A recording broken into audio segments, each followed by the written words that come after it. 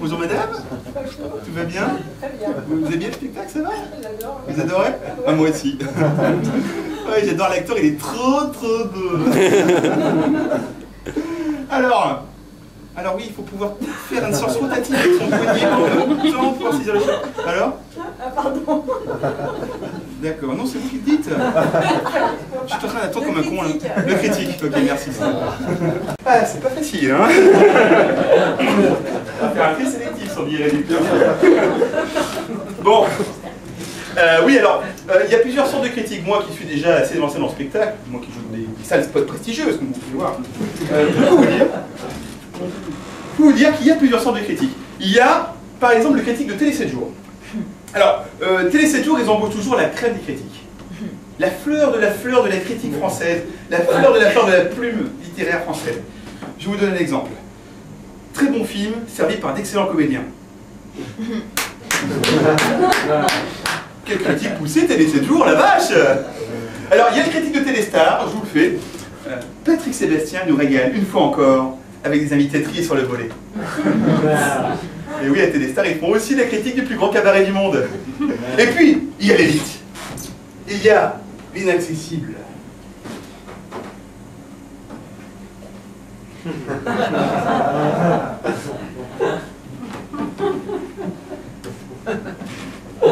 Bonjour, je me présente Éric Libio, critique à Télérama. Alors, je viens de faire la critique de Titanic. Très mauvais. Ah non, je ne l'ai pas vu, bien entendu. Mais c'est très mauvais. Si, je vous lis la fiche technique. Ah oui. Alors, ici il est marqué, bon, voilà. Film américain. Alors, à Télérama, nous avons un nanar. Film américain, mais pour crétins.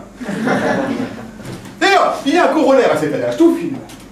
Non issu d'Europe de l'Est ou du Golfe Persique est automatiquement un étron. Une merde pour les lecteurs que nous respectons de Télé 7 jours. Bon, je lis également. Je lis également. Budget 270 millions de dollars. Alors, deuxième adage, film à pognon, film à la con. Sauf pour autant n'importe vent, car corollaire, tout film antérieur à 1940 est automatiquement un chef-d'œuvre. Et je lis enfin, oh mon Dieu, Leonardo DiCaprio. Alors, troisième adage. Film avec DiCaprio, film de trop. Non, c'est vrai, on nous traite de rétrograde à Télérama. Mais nous aimons les stars. Mais seulement, ils auraient pu prendre de vraies stars à la mode, comme, je sais pas moi, Cary Grant, ou Rosie Hart. Mais pas ce DiCaprio, ce fils de prostituée, ce sodomisé, cet enculé, lui c'est le mot. Titanic, ta mère, oui. Comme diraient les lecteurs, nous respectons. De Charlie Hebdo. En revanche, je vous recommande L'Enfance perdue. Philippe Paul Nombois, devenu pauvre mec, il y aurait 17h32, avec Oleg Webov qui est mort en cours de son âge d'une overdose d'antidépresseurs. Remplacé par chance par Björn je sais plus qui sortait par chance de l'asile après le tournage d'une femme excisée, film afghan de Raoui Jévoui. Et duré 15h37, très bon film aussi. Ah, L'Enfance perdue. Ah, voilà un putain de film, un catin de film, pardon, excusez-moi. Il y a cette scène magique où le petit Piotr dévore sa petite sœur que la peste vient d'emporter. Quand on sait que c'est la véritable petite sœur de l'acteur qui est utilisée par la scène de dégustation, on devine l'investissement de ces acteurs dans leur rôle. Et on dit que ces films ont d'humour. Mon dernier, oui. Il y a cette scène à pleurer de rire où le petit Piotr est nucléé par un tuteur sadique. Croise un mendiant aveugle et lui jette son œil de verre.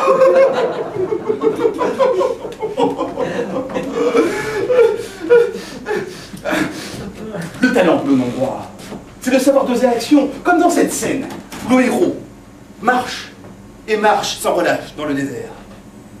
Au bout d'un court instant, 2-3 heures, pas plus, il entend un bruit. Il se retourne. Non, rien. Et il continue à marcher. 5 heures, là, c'est tout de même. Mais 5 heures, d'une intensité. Il finit par arriver chez ses parents en passant par le Caucase. Oh, c'est dommage, c'est dommage. Au montage, la scène a été amputée. Comme le héros, d'ailleurs.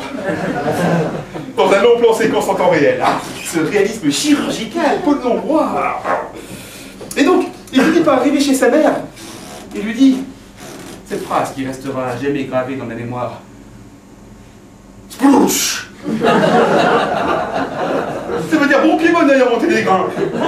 Réplique désopilante pour ceux qui n'ont pas quitté la salle au bout de 15 heures de film et qui se rappellent qu'il n'a plus d'œil et plus de jambes.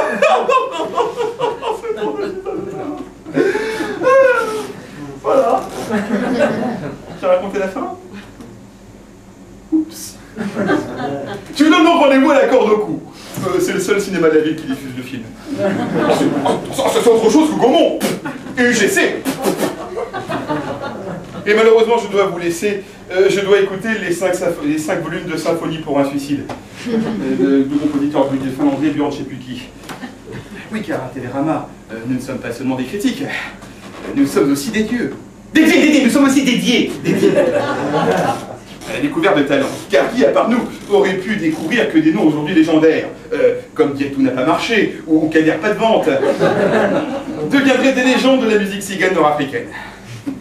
Et n'oubliez pas, mes amis, ce qu'il y a de plus beau, de plus magique dans un film, c'est la critique. Bon film.